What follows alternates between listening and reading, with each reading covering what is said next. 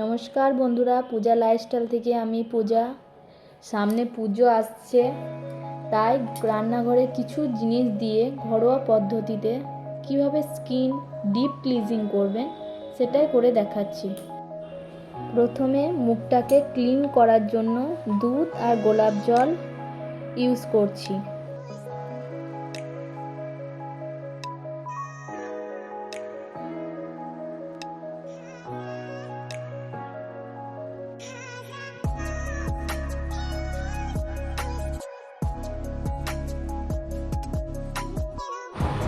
এরপর মুখে face pack বানানোর জন্য নিয়ে নিচ্ছি বেসন, চালের গুঁড়ো, কাঁচা দুধ ও মধু।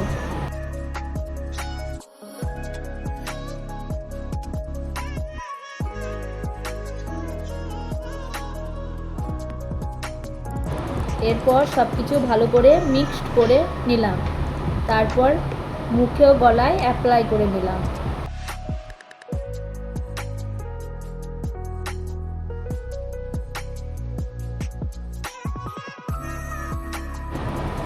তারপর 15 মিনিট রাখার পর হালকা রাফ করে ধুয়ে ফেললাম।